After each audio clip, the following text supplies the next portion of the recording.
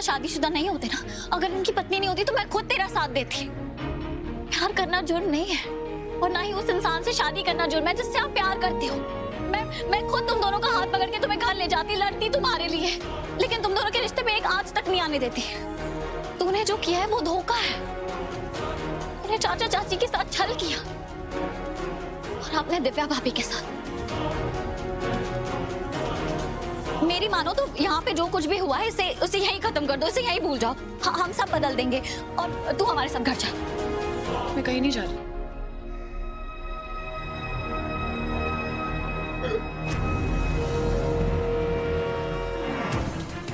हमारा रिश्ता पक्का है री, और अब हमारे बीच में कोई नहीं आ सकता।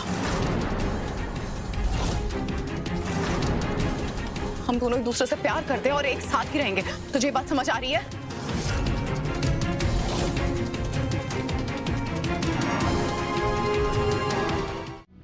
प्रतीक यश के घर पे भी नहीं है ना? नहीं मम्मी जी। हे माता रानी, कहाँ चला गया ये लड़का? ऐसे कैसे गायब हो सकता है? मम्मी जी, मैं आपसे बहुत गुस्सा हूँ। और मेरे इस दुर्भाग्य का कारण? आपने मुझे पहले क्यों नहीं बताया कि सोमवार का व्रत रखने से इतना अच्छा फल मिलता है, वो भी इतनी जल्दी। आज मैंने फर्स्ट टाइम व्रत रखा और मुझे फल मिल भी गया, वो भी इतना अच्छा। मिस पुरैना, तुम्हारा दिमाग चल गया है। तुम्हारा पति घर से गायब है और तुम्हें लग रहा है कि भगवान का आशीर्वाद मिला है तुम्हें। हाँ मम्मी जी, लेकिन मैंने पता लगा लिया है कि प्रतीक कहाँ गए। घर में से ज्वेलरी गायब है। प्रतीक जरूर विनय ज्वेलर्स के पास गए होंगे।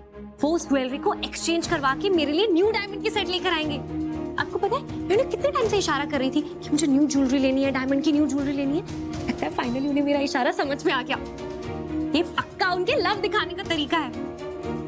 वो क्या है ना, आज मैंने फर्स्ट टाइम उनके लिए पतिव्रता वाइफ की तरह व्रत रखा था ना, तो वो जरूर हैप्पी होकर मेरे लिए ज्वेलरी लेने गए होंगे, मुझे सरप्राइज देंगे। देखना, वो मेरी बहुत केयर करते हैं, मेरे लिए बहुत बिग सरप्राइज लाएंगे। दिव्या, अगर ऐसा नहीं हुआ तो? ऐसा ही होगा बिग सिस्टर लो। और कहाँ जाएंगे वो मेरी ज्वेलरी लेकर? वो मेरे पति है, तो मेरा ख्याल तो रखेंगे ही ना।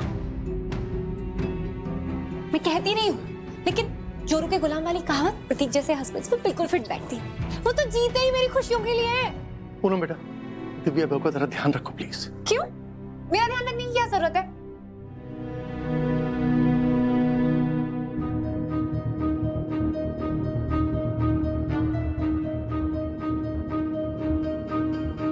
राघव, तुझे पता चला प्रतीक कहाँ है? बेटा, पूनम बहू और मैंने उसके सारे दोस्तों से पूछताछ कर ली। वो वहां नहीं है, बल्कि उसके दोस्त तो कह रहे थे कि वो कुछ महीनों से उन लोगों से मिला भी नहीं। पता नहीं कहाँ चला गया मेरा ये बेटा, क्या कर रहा है मेरे को समझ में ही नहीं आ रहा। माँ मुझे भी लग रहा है कि दिव्या सही कह रही। आप बेकार में परेशान हो रहे हो। प्रतीक जो है ना, हीरो टाइप का लड़का, कुछ रोमांटिक सा प्लान कर रहा होगा दिव्या के लिए। हाँ, आप चिंता मत करो प्लीज। दिव्या भाभी, आई एम रियली सॉरी।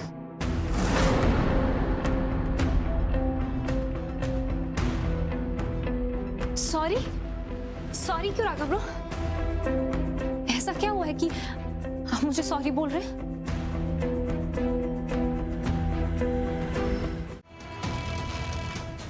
मैं तो तुम्हारा नाम ही भूल जाती हूँ। वो रीत की टुच्ची सी कजन जो जब देखो किसी का भी सामान चुरा लेती है, कुछ भी उठा लेती है। क्या चुराया अब?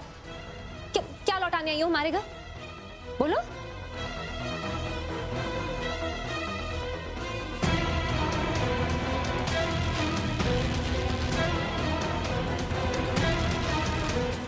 चुप खड़े हैं, बोलिए ना, ऐसे कपड़ों में क्यों हैं आप? किसी फैंसी ड्रेस कंपटीशन में पार्ट लिया था या ओ शादीशुदा जोड़ों की झांकी निकल रही थी कहीं, उसके लिए पहने हैं? मुझे पता है प्रतीक, आपको ऐसी नाटक वाली नौटंकी वाली चीज में आपको बहुत इंटरेस्ट आता है, लेकिन इतनी भी क्या आग लगी हुई थी कि सड़क छाप लड़की को आपने अपना पार्टनर बना लिया?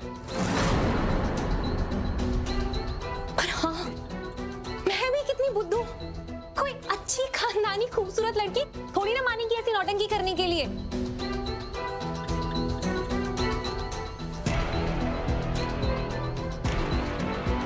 मैं समझ गई, इसको मनाना आपके लिए बहुत आसान रहा होगा। ऐसी सड़क छाप लड़कियों पे तो 4 चिल्लर फेंकोगे तो सब कुछ करने के लिए राजी हो जाती हैं।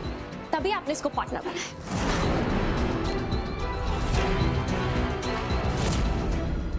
ठीक है, 1 मिनट दिव्या बहू, 2 मिनट के लिए चुप हो जाओ, चुप।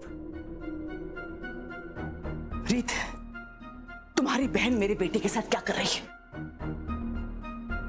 वो भी इन कपड़ों में। ये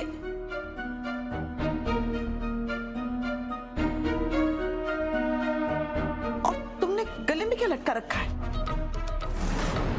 ये तो हमारा खानदानी मंगलसूत्र है।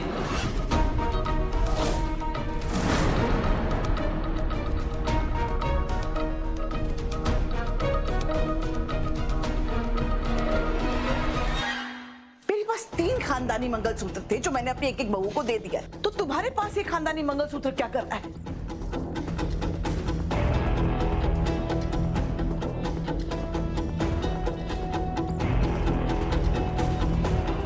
रीत, तुम कुछ बोल क्यों नहीं रही हो?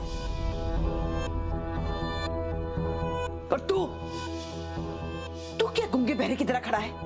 तुझे दिखाई नहीं दे रहा? तेरी मां सवाल पे सवाल किए जा रही है। हमारा खानदानी मंगलसूत्र इसके पास कैसे आया?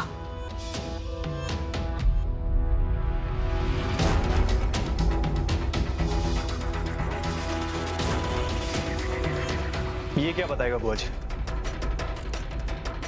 मैं बताता हूं।